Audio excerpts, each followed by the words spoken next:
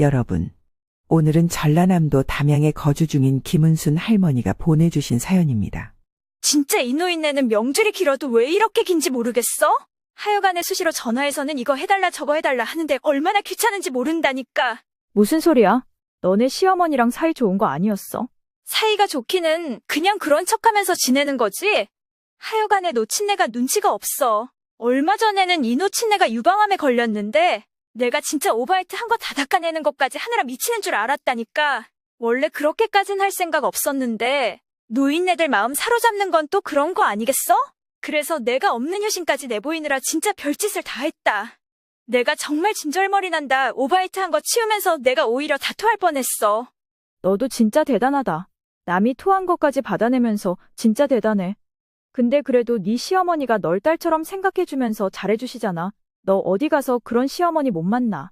그래도 시어머니 모시고 열심히 놀러 다니고 하기에 난 잘 지내는 줄 알았지. 아니었나 보네. 잘 다니기는?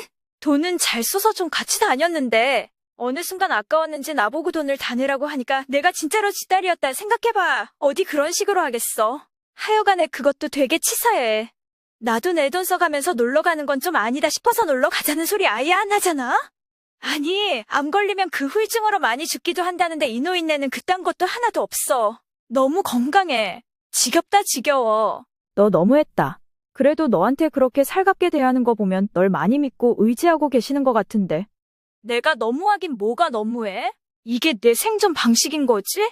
그냥 이대로만 쭉 지내다가 그 건물이나 좀 물려받으면 좋겠어. 아니면 요즘은 자기 아들보다 나를 더 좋아하니까 내 명의로 주면 더 좋고. 여러분, 남편 김영철 씨는 공무원으로 일하며 정말 성실하게 살아온 사람입니다. 같은 마을에 살면서 늘 성실하고 좋은 사람이라는 생각을 가지고 있었기에 김은순 할머니도 쉽게 마음을 열 수 있었습니다. 김영철 씨는 프로포즈할 때 작은 상자를 하나 준비했습니다. 그 상자 안에는 그동안 저축한 통장과 작은 집 모형과 함께 편지가 들어있었죠. 김영철 씨는 편지에 이렇게 적었습니다. 은순 씨, 당신과 함께하고 싶은 미래를 그리며 열심히 일하고 저축해왔습니다. 이 집 모형은 우리가 함께 꾸려갈 집의 작은 상징입니다. 이 집에서 당신과 함께 행복한 가정을 꾸리고 싶어요. 저와 결혼해 주시겠어요? 김은순 할머니는 남편의 진심과 지금까지 그 돈을 얼마나 열심히 모았을까 싶은 그 노력이 보여 눈물이 앞을 가렸습니다. 그래서 바로 수락했고 두 사람은 결혼하게 되었습니다. 남편 김영철 씨는 성실하게 저축을 해왔습니다.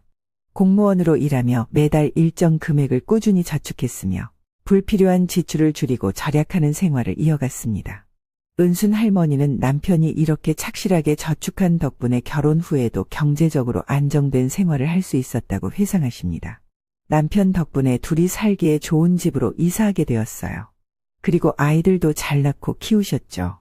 아들과 딸을 낳고 나서도 가족은 행복했습니다. 부유하진 않았지만 성실한 남편 덕에 굶지 않고 먹고 싶은 것을 먹고 입고 싶은 것을 입으면서 잘 지냈습니다. 김은순 할머니도 놀지 않았습니다. 아이들을 낳고 키우는 동안에도 친정 엄마에게 배운 요리 솜씨로 작은 식당을 여러 일을 했습니다. 처음에는 작은 식당이었지만 점점 안정을 찾으면서 규모도 커져 지금은 3층짜리 건물도 가질 수 있게 되었네요. 이 건물 하나 사는데 20년이 넘게 걸렸습니다. 남편은 쭉 일을 하다가 은퇴 후에 받은 퇴직금으로 작은 카페를 내서 운영 중입니다. 이렇게 들으면 김은순 할머니의 인생이 평탄했다고 생각할 수 있습니다. 하지만 여기까지 오는 동안 참으로 힘든 일을 겪으셨습니다. 바로 하나뿐인 며느리 때문이었습니다. 첫째 아들 상훈을 정성껏 키웠습니다. 지나치게 애지중지하며 키운 것은 아니었지만 첫째이고 사내아이였기에 더욱 남자답고 바르게 키우려고 노력했습니다. 그 결과 상훈이는 올곧고 반듯하게 자라주었습니다. 그런 아들이 결혼을 하겠다며 여자친구 민정을 데리고 왔습니다. 처음 만난 며느리 민정은 크고 반짝이는 눈망울에 순수하고 생기 넘치는 모습이 무척이나 예뻤습니다. 수줍게 웃는 그녀의 모습은 마치 어린아이처럼 사랑스러웠습니다. 첫 만남에서 인사를 나눈 후 저희 부부와 금방 친해질 수 있었습니다. 하지만 그날 첫 만남에서 안타까운 이야기를 들었습니다. 민정이가 고아라고 고백했습니다. 부모님 두 분 다 일찍 돌아가셨고 친척들도 돌봐줄 사람이 없어서 고아원에 맡겨졌다고 했습니다. 어렸을 적 민정이는 정말 처절하게 힘든 시간을 보냈습니다.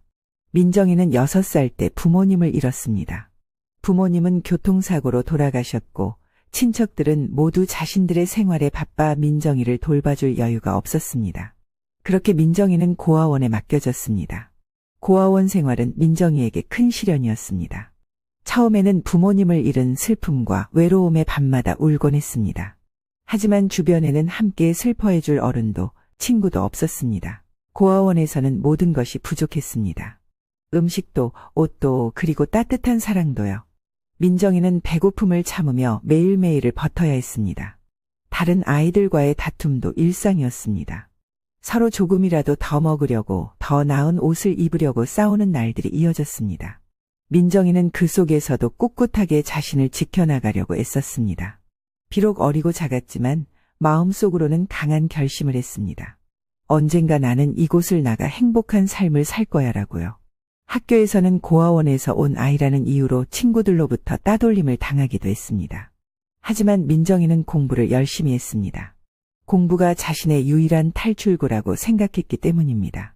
고등학교를 졸업할 즈음 민정이는 성적 우수자로 대학에 진학할 기회를 얻게 되었습니다.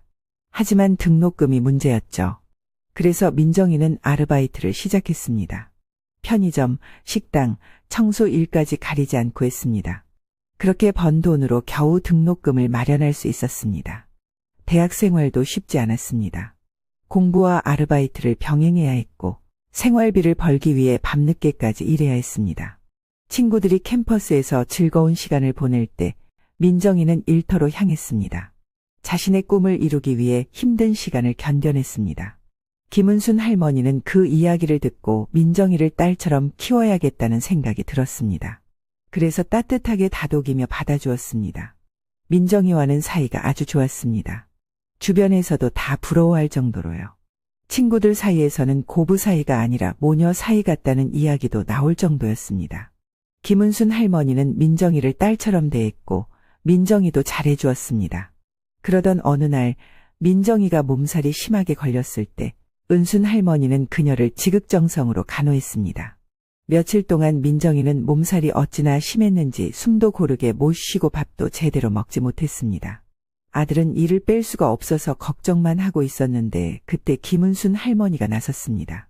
식당에서 급한 것만 처리하고 문을 닫은 후 며느리 집으로 향했습니다. 정신을 잃을 정도로 기진맥진해 있는 며느리가 너무나 안쓰러워 김은순 할머니는 여러 번 물수건을 적셔서 그녀의 이마에 얹어주고 열을 내리기 위해 몸을 정성껏 닦아 주었습니다. 시간 되면 죽을 끓여 먹이고 병원에서 받아온 약도 챙겨 먹이며 지극정성으로 간호했습니다. 거의 하루 만에 민정이가 정신을 차렸습니다. 눈을 뜨자마자 절 보며 놀라더니 이렇게 말했습니다. 어머님, 여긴 어쩐 일이세요? 지금까지 절 간호해 주신 거예요? 어머님, 정말 감사합니다. 저 누군가 이렇게까지 절 간호해주고 옆에서 지켜준 건 처음이에요? 김은순 할머니는 민정이를 안심시키며 말했습니다. 네가 내 딸이라고 했잖니? 딸 자식이 아픈데 가만히 있을 엄마가 어디 있겠니? 당연히 내 할 일을 한 거야. 민정이는 눈물을 흘리며 다시 한번 감사의 인사를 전했습니다. 어머님, 정말 감사합니다. 제가 어머님을 더 잘 모실게요. 김은순 할머니는 그 말을 듣고 마음이 따뜻해지며 앞으로도 며느리를 좀 더 챙겨줘야겠구나 생각을 다시 한번 다짐했습니다. 한 번은 며느리한테 크게 감동받은 적이 있었습니다. 며느리와 함께 쇼핑을 나갔었는데 제가 옷을 하나 보려고 매장에 갔을 때 일이었습니다. 매장 주인이 제게 더러운 손으로 옷을 만지작거린다며 막 면박을 주더군요. 하루 종일 식당 일하고 나면 김은순 할머니의 손은 거칠고 투박해지기 일쑤였습니다. 아줌마, 옷을 그렇게 막 손으로 만져대면 어떡해요? 이거 다 파는 옷인데 못 팔게 되면 아줌마가 책임지실 거예요. 급기야 그 매장 주인은 저한테 매장에서 나가라며 심하게 면박을 주었습니다. 딱 보니 그 여자는 저처럼 나이 든 사람들한테는 함부로 하는 사장인 듯 싶었어요. 며느리가 이제는 젊은 감각의 옷을 입어보라며 데려간 곳이었습니다. 나이 들었다는 이유로 이런 대우를 받으니 너무나 황당하고 기분이 나빴습니다. 제가 뭐라고 한마디 더 하려는데 그때 옷을 입어보겠다며 피팅룸에 있던 며느리가 나와서 바로 사장에게 따지더군요.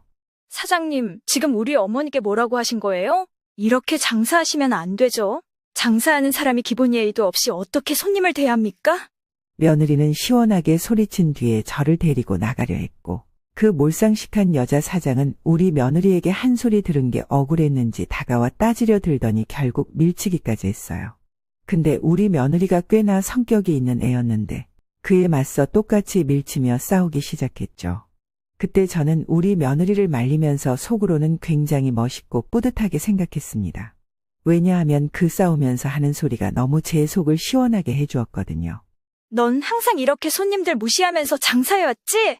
네가 감히 우리 어머니를 모욕해? 어디 장사 계속 할 수 있나 두고 보자. 내가 다른 건 다 참아도 우리 어머니 무시하는 건 절대 못 참아. 오늘 너랑 나랑 끝장을 보자. 그 실랑이를 벌이는 상황에서도 며느리는 저의 편을 들어주었고 저는 그걸 보면서 내가 며느리를 진짜 끝내주게 잘 뒀구나 하는 생각을 했어요. 결국 둘의 싸움이 끝나지 않아서 경찰까지 출동해야 했고 경찰이 와서 겨우 진정된 이들은 경찰서까지 가야 했죠. 그래도 둘이 합의로 잘 끝나서 돌아오긴 했지만 저는 며느리가 고맙기도 하고 안쓰럽기도 해서 물었어요. 아가, 왜 아까 그렇게까지 했어?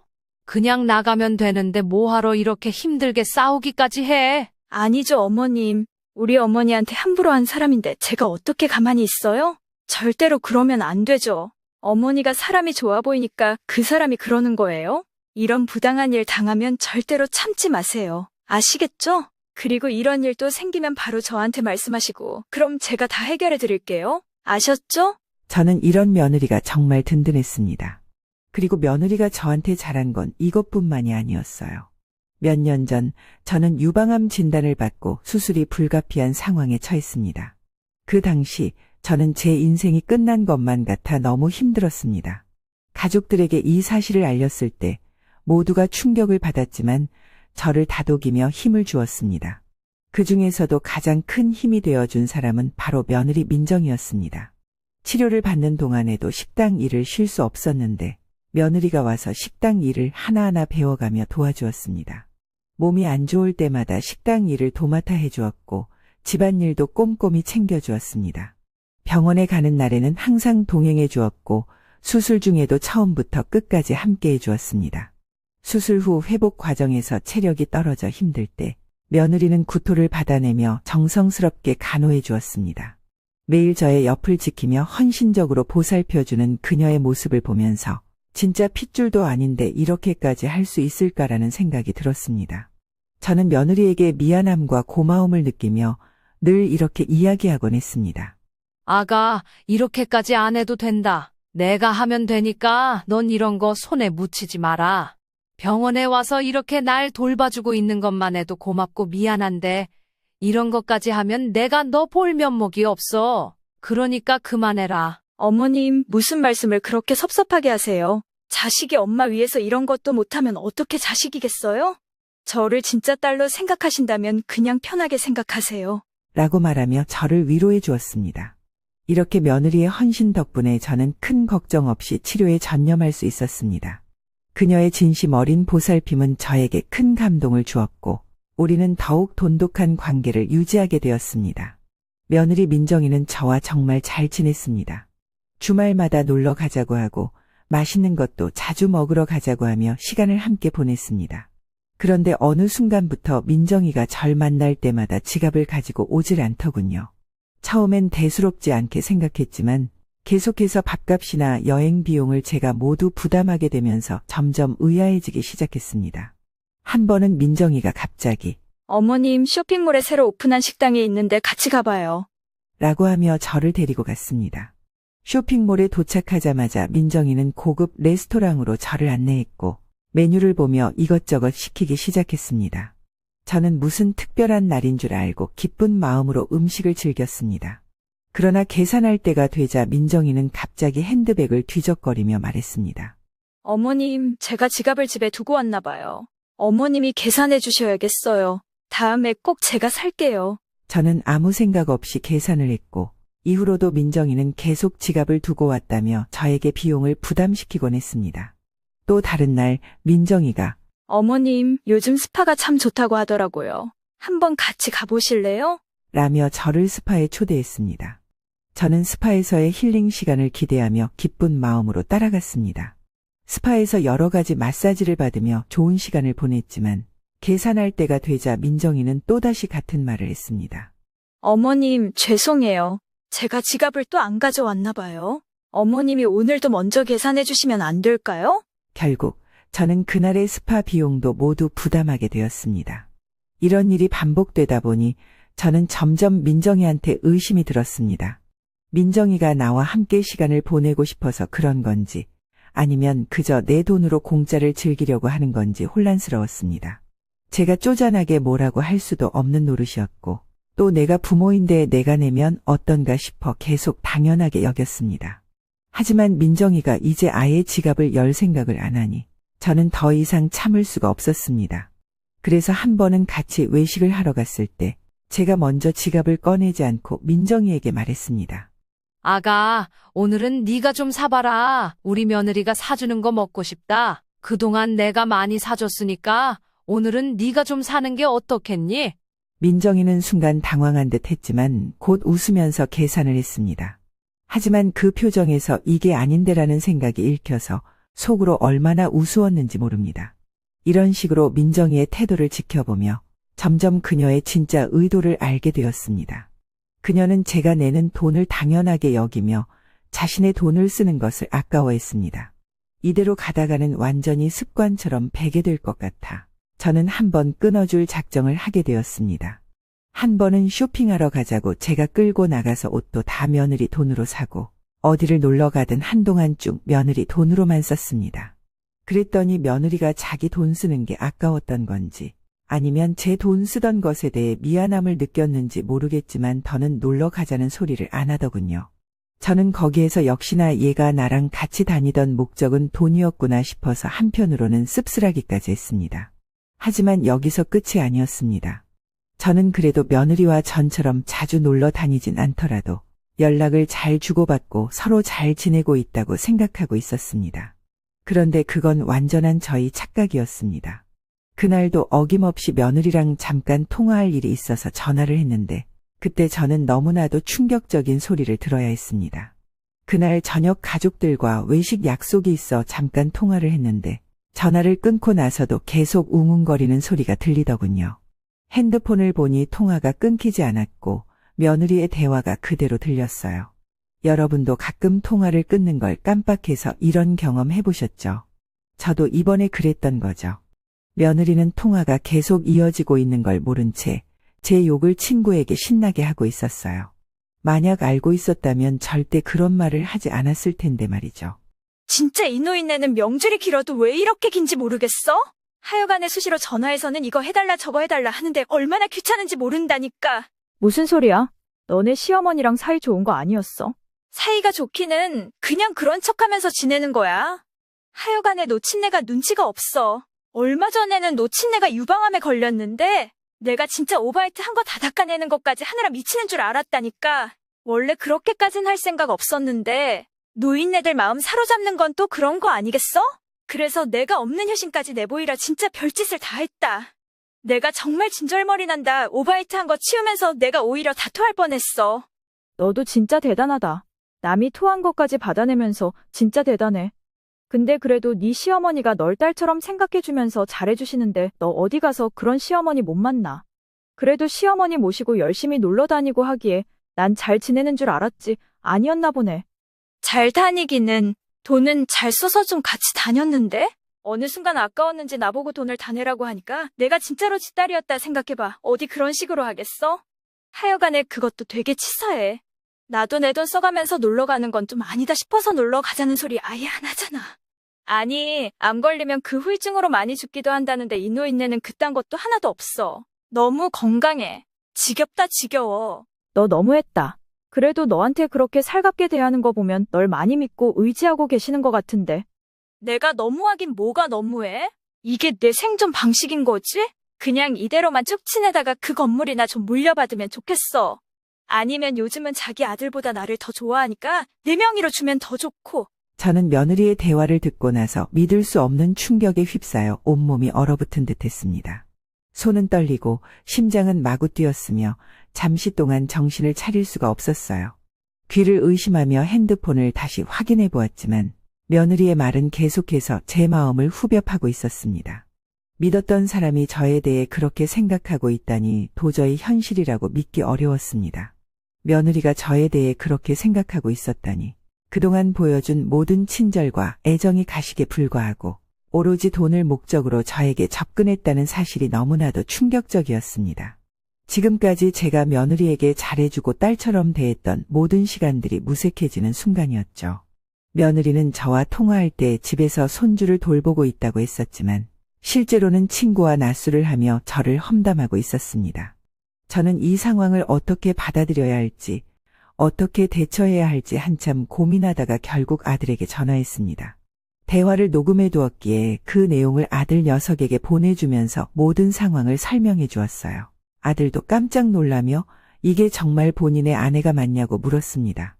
저는 너무 당황스러워 눈물조차 나오지 않았고 믿었던 며느리의 배신에 큰 충격을 받았습니다. 아들과 남편과 함께 가족 회의를 열어 이 상황을 논의했습니다. 그날 오후 며느리가 집에 도착했을 때 그녀와 대화를 시작했습니다. 그날의 분위기는 무겁고 진지했습니다. 아들이 먼저 말을 꺼냈습니다. 당신, 이리 와서 앉아봐. 우리가 할 이야기가 있어. 며느리는 남편과 제 눈치를 살피며 긴장한 기색이 역력했습니다. 그런 며느리를 거실에 앉힌 후 아들이 음성 파일을 제 생에 들려주었습니다. 파일이 끝나기도 전에 며느리는 무릎을 꿇고 눈물을 흘리며 용서를 구하기 시작했습니다. 우리는 더 이상 너를 믿을 수 없어. 네가 우리에게 한 일이 얼마나 큰 배신인지 알기나 해? 그런 마음으로 그동안 우리를 대한 거야? 어머님, 다 오해예요, 오해. 이건 사실이 아니에요. 뭐가 오해라는 거니? 도대체 어느 부분이 오해라는 거야? 제가 좀 순간 정신이 나갔었나 봐요. 절대로 제가 그렇게 생각하는 사람이 아니에요. 제가 잠시 돌았나 봐요. 네, 맞아요. 제가 미쳤었나 봐요. 그래, 네가 미쳐도 단단히 미쳤었나 보구나. 근데 어쩌냐, 그걸로는 내 화가 풀리지 않는데? 도저히 난 너의 가식덩어리를 더 이상 볼 자신이 없다. 내 아들이랑 당장 이혼해. 안 돼요, 어머님. 절대로 안 돼요.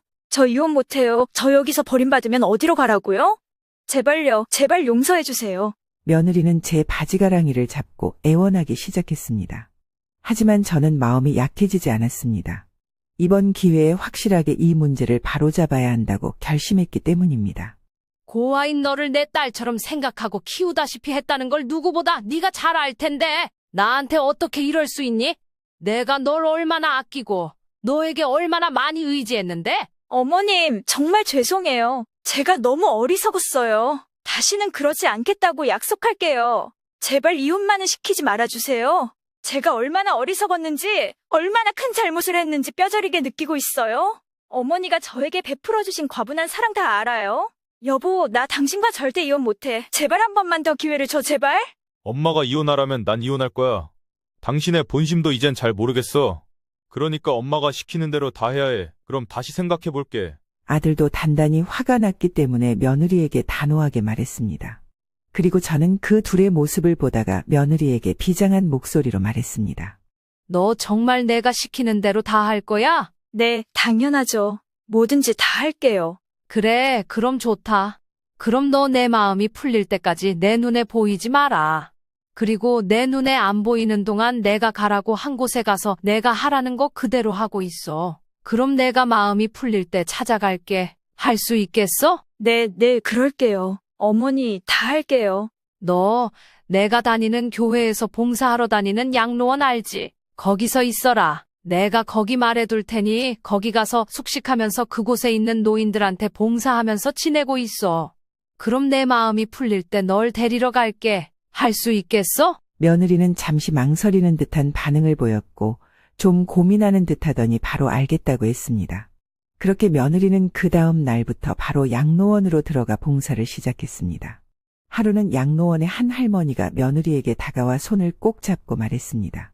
아가, 고마워. 네가 있어 참 좋다. 자식들이 바빠서 못 온다지만 사실 그리움이야 어쩔 수 없지. 며느리는 그 말을 듣고 눈물이 핑 돌았습니다. 할머니의 손을 꼭 잡고 그동안 자신이 얼마나 이기적이었는지를 다시 한번 깨달았습니다. 그렇게 시간이 흐르고 며느리는 자신이 진정으로 변화하고 있다는 것을 느꼈습니다.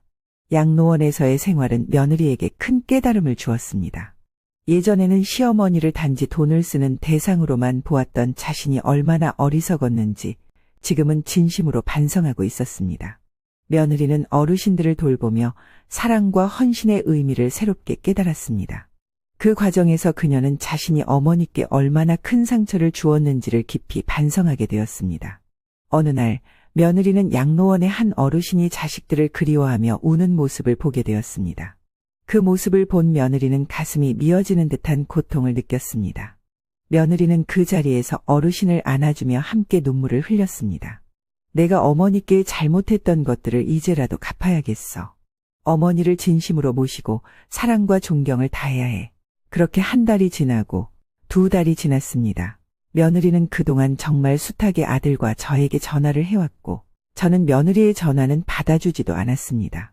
그러던 어느 날 아들이 며느리와 전화통화한 내용을 들려주는데 거기에서 제 마음이 확 풀리는 걸 느낄 수 있었습니다. 오랜만에 아들에게 전화를 한 며느리는 아들에게 이렇게 말했습니다. 여보, 나 정말 많이 반성했어. 내가 여기 양로원에서 지내면서 우리 어머니한테 내가 얼마나 큰 잘못을 했는지 깨달았어. 여기 계시는 분들 중에 자식들이 버린 분들이 너무 많더라. 그분들은 자신이 얼마나 외롭고 쓸쓸한지 매일 느끼면서 지내? 그 모습을 보면서 내가 우리 어머니께 얼마나 잘못했는지, 그리고 그동안의 행동이 얼마나 어리석었는지 절실히 깨달았어. 내가 진심으로 우리 어머니를 상처 입혔다는 걸 알게 되니까 너무 죄송해. 여기에서 봉사하면서 나도 저 어르신들처럼 외롭게 늙어가면 어떡하나 하는 두려움이 생겼어. 내가 어릴 때 고아로 자라면서 여러 사람에게 버려지고 진정한 사랑을 받지 못하고 컸잖아. 그런 내가 우리 어머니를 돈으로만 이용하려고 했다는 게 너무 부끄러워. 이제야 내가 진짜로 잘못한 걸 알게 되었어. 어머님이 나한테 해준 모든 걸 생각하면 내가 어머님을 그렇게 대했던 게 너무 후회돼. 어머님은 나를 친딸처럼 대해주셨는데 나는 그 마음을 배신하고 돈만 생각했어. 내가 진짜 너무 어리석었어. 여보, 앞으로는 절대로 그런 마음 가지지 않을 거야. 어머님께 진심으로 잘할 거야. 이제는 정말로 어머님을 내 친엄마처럼 모시고 진심으로 효도할 거야.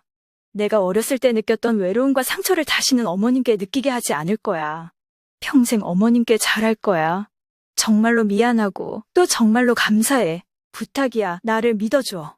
이 대화를 들으며 저도 모르게 눈물을 흘리고 있었습니다. 제가 바로 원하던 게 이거였어요. 며느리가 자신의 잘못을 진심으로 뉘우쳤습니다. 사실 저는 며느리가 미운 건 아니었지만 잘못을 바로잡아줄 필요를 느꼈습니다.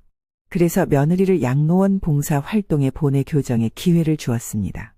2달 후 며느리를 찾아가니 그녀는 눈물을 흘리며 진심으로 반성하고 있었습니다. 어머님, 정말 너무너무 보고 싶었어요. 정말 그리웠어요. 제가 정말 잘못했어요. 제가 그동안 죽을 죄를 지었어요. 제가 다른 사람도 아니고 어머니한테는 절대 그러면 안 되는 거였는데 제가 무슨 생각으로 그랬는지 정말 잘못했어요. 용서해 주세요. 그래, 이제 알았니? 부모 가슴에 대못 박으면 그게 나중에는 고스란히 다 돌아오는 거야. 얼마나 가슴 아파하니? 근데 이제라도 알았으니 됐다. 앞으로 안 그러면 돼. 이젠 진짜 안 그럴 거지? 당연하죠. 저 진짜 절대로 안 그럴게요. 오히려 이제는 정말로 어머님을 제 친엄마처럼 효도하면서 모실 수 있을 것 같아요. 제가 정말로 잘하겠습니다. 며느리는 진심으로 뉘우치는 모습을 보였고 그때부터는 정말로 바뀌기 시작했습니다. 이제는 며느리가 먼저 나서서 어르신들을 돕고 주변을 챙기며 봉사하는 모습이 보기 좋았습니다. 김은순 할머니와 며느리 민정은 다시금 돈독한 관계를 회복하고 함께 행복한 시간을 보내고 있습니다. 김은순 할머니는 단호하지만 따뜻한 마음으로 며느리를 양로원 봉사에 보내 교정의 기회를 주었습니다. 며느리는 봉사활동을 통해 반성하고 어르신들을 돕는 모습으로 변했습니다. 할머니와 며느리는 다시 돈독한 관계를 회복하며 함께 행복한 시간을 보내고 있습니다. 고부간의 갈등을 현명하게 대처한 할머니의 이야기는 많은 이들에게 귀감이 됩니다. 가족 간의 이해와 진심 어린 배려의 중요성을 깨닫게 하는 사연입니다. 함께해 주셔서 감사합니다.